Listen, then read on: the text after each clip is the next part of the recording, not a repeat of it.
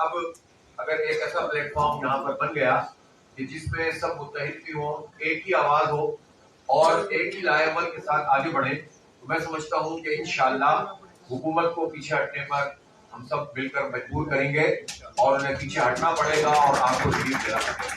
ये रिलीफ आपका, आपके प्लेटफॉर्म का या जमात इस्लामी का या किसी पार्टी का रिलीफ नहीं है, बल्कि ये आम लोग हैं, किसान। देखिए ना, इस मुल्क में ज़राअत की जब बात की जाती है तो एक तासुर ये दिया जाता है कि ज़राअत तो सिर्फ जागीरदारों और बड़े बड़े रकबे रखने वाले लोगों का मसला है। वो तो 4% है, 5% है जिनके रकबे 50 एकड़ से ज्यादा हैं, और 50 एकड़ में भी क्या बनता है।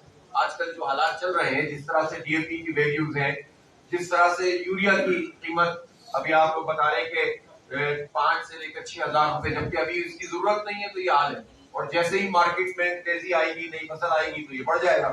डीएपी जो है अगर 13-14 हजार में मिलेगी, तो आप सोचें कि लोग क्या उगाएंगे और क्या खाएंगे।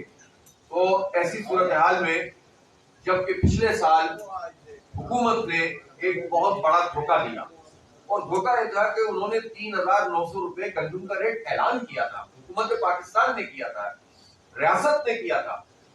अगर हुकूमत अपने ही ऐलान करदा रकम को जो उसने की हो और फिर पीछे हट जाए और कहे कि अब कोई ऐलान नहीं है, अब कोई रेट मौजूद नहीं है, तो आप सोच सकते हैं कि उस मुल्क में फिर कितनी अफरा तफरी होगी, किस पर एतबार होगा, किससे बात करेंगे।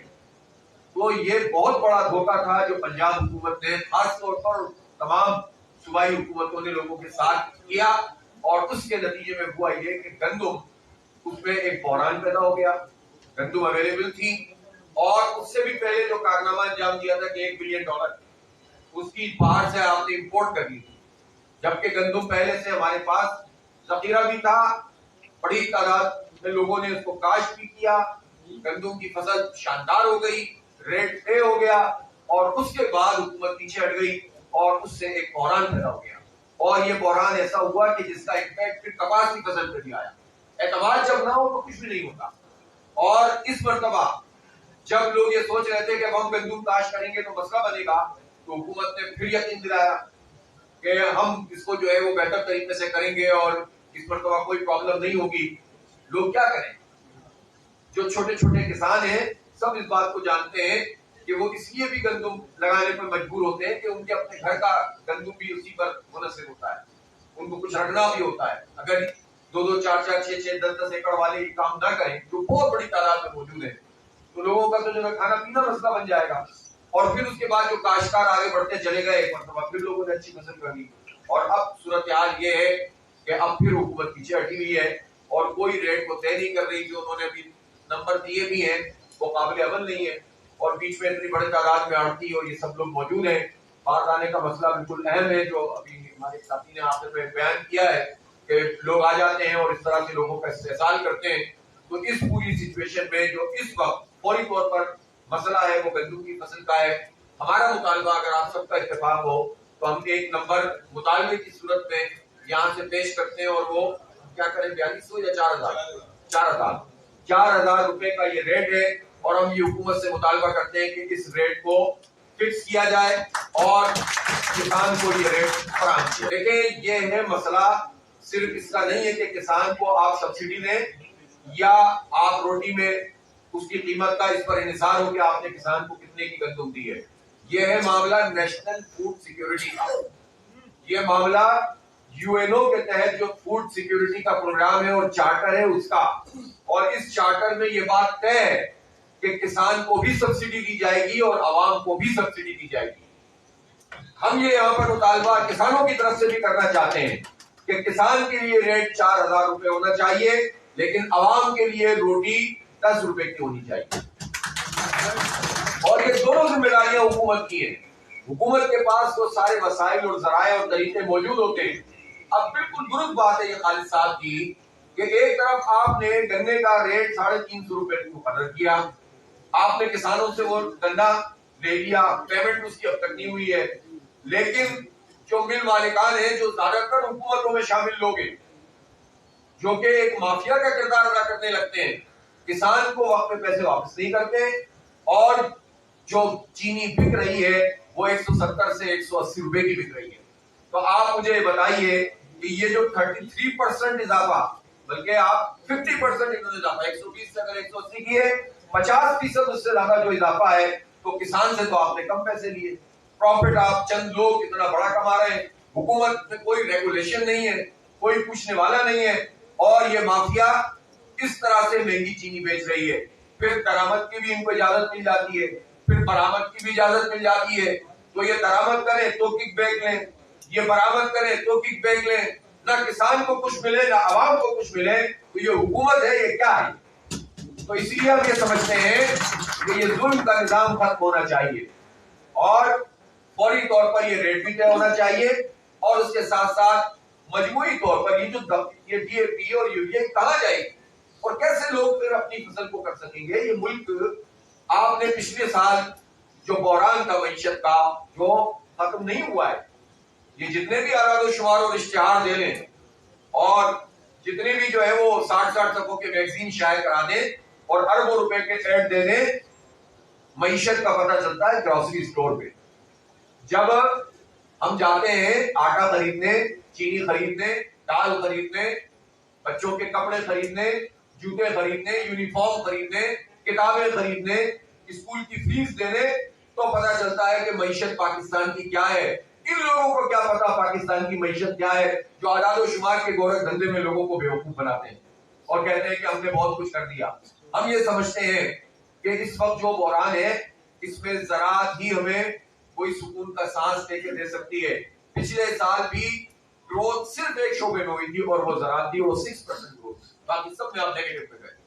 तो इसका मतलब है कि जो पोटेंशियल आपका मौजूद है, आप उस पोटेंशियल से फायदे ही नहीं उठा रहे, उसको और खराब कर रहे हैं, लोगों को मायूस कर रहे हैं। फिर लोग औने पौने अपनी जमीनें बेचकर, कंक्रीट यानी जंगलात खत्म करके और ज़राअत खत्म करके और सब्जा खत्म करके और खेत खत्म करके लोग फिर हाउसिंग सोसाइटी आबाद कर रहे हैं ना। साथ साथ जो काम हो सकता है वो छोटे किसानों को, छोटे काश्तकारों को आप सहूलत फराहम करें, वैल्यू एडिशन करें। हमने अपनी आंखों से देखा, जब टमाटर की फसल ज्यादा हो गई तो लोग ट्रक के ट्रक ले जा रहे थे और नहरों में फेंक रहे थे। क्यों? रेट नहीं थे। ये टमाटर, इसमें अगर छोटे किसान को फैसिलिटेट कर दिया जाए, छोटे छोटे प्लांट लग जाएं, इसकी प्रोडक्ट्स बनना शुरू हो जाए, तो ये तो हमारी आबादी की जरूरत भी पूरी करेगा और एक्सपोर्ट भी करेगा। बेशुमार चीजें ऐसी हैं जिसमें अगर हुकूमत प्रॉपर तरीके से वहां पर इन्वेस्टमेंट करे। बिल्कुल ठीक बात है शामी साहब की, बैंकों के पास पैसा मौजूद है, गैर सूदी कर्जे दिए जाए, छोटे किसानों को फैसिलिटेट किया जाए, तो उसके नतीजे में चंद बरस में हम बहुत कुछ कर सकते हैं और आगे बढ़ सकते हैं। तो इसलिए हम ये समझते हैं कि किसानों के ये सारे मुतालबात बिल्कुल जायज हैं। बाकी हालात बहुत खराब है। अगर हुकूमत होश के नाखून नहीं लेगी, देखें ये जो तरीका वारदात है ना, कि जब एहतजाज हो तो आप लिंगर ऑन करें, झूठे वादे करें और फिर उसके बाद समझे कि नई फसल में किसान लग जाएगा, तो ये कब तक ये सिलसिला चलेगा? तंग आमद भजंग आमद, जब आप नहीं दोगे कुछ और मकरूज करते चले जाओगे, कार्ड भी लो किसान तो वो भी कर्जा ही कार्ड है ना, और मजीद मकरूज करते चले जाओ, तो बिल आखिर लोग क्या करेंगे? और फिर जब ये लोग सड़क पर आ जाएंगे तो फिर इनकलाब पुरअमन नहीं रह पाते, फिर इनकलाब खूनी इनकलाब में तब्दील होते हैं। जब मजदूर और किसान और नौजवान मायूस होकर बाहर निकलते हैं, इससे फिर किसी को कुछ नहीं मिलता। ये मत समझो कि तुम दबा लोगे लोगों की आवाज को और ताकत के जरिए से कंट्रोल कर लोगे। कतन ये काम नहीं होगा अगर ये अपने फैसले दुरुस्त नहीं करेंगे। अब हम आगे के लाएवल की तरफ आते हैं। आपको देखा होगा आपने कि मैंने कल प्रेस कॉन्फ्रेंस की थी गजा के हवाले से, और उसमें ये बात कही थी कि चूंकि इस वक्त तो वहां इतनी बड़ी बुरी सूरत हाल है, यानी वो बम गिर रहे हैं जो बच्चों को हवा में उठा रहे हैं और शहीद हो रहे हैं, हमारे बच्चे हैं, हमारी उम्मत के बच्चे हैं, वो मस्जिद अक्सा का तहफ्फुज़ करने वाले लोग हैं, हजारों की तादाद, 60-70 हजार शहीद हो चुके हैं। तो उनके लिए आवाज उठाना तो हमारा दीनी फरीज़ा है। तो हमने कहा था कि हम फोकस करेंगे, और हमने लाहौर में और इस्लामाबाद में, मुल्तान में और इसी तरह से कराची में मार्च भी रखे हैं। और हो सकता है कि जिस तरह ग्लोबल छोटी सी कॉल आई थी तो कराची की मार्केट बंद किया, और हम ये समझते हैं कि हमें इस पर भी बहुत काम करने की जरूरत है कि एक इम्पैक्ट आए।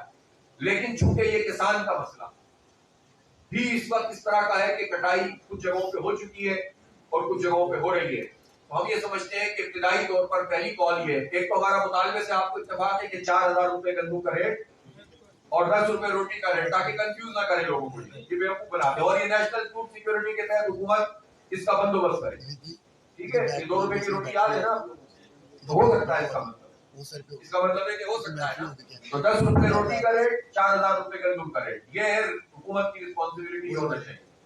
इसके बाद दूसरी बात यह कि 15 अप्रैल को मैं तमाम किसानों से और किसान दोस्त लोगों से और मुल्क से मोहब्बत करने वालों से कहता हूं कि आप सब लोग सड़क पर आकर एहतिजाज करें। हर जिले के अंदर एक जबरदस्त किस्म का धरना होना चाहिए।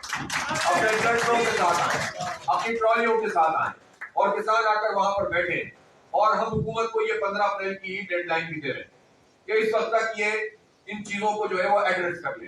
अगर 15 अप्रैल को ये एड्रेस करते हैं तो ठीक है, वरना 15 अप्रैल को ही हम फिर वो डेट देंगे कि फिर हर गांव से, हर देहात से और हर खेत से काफिला निकलेगा और सब इस्लामाबाद पहुंचेंगे। लाहौर आएंगे, इस्लामाबाद जाएंगे।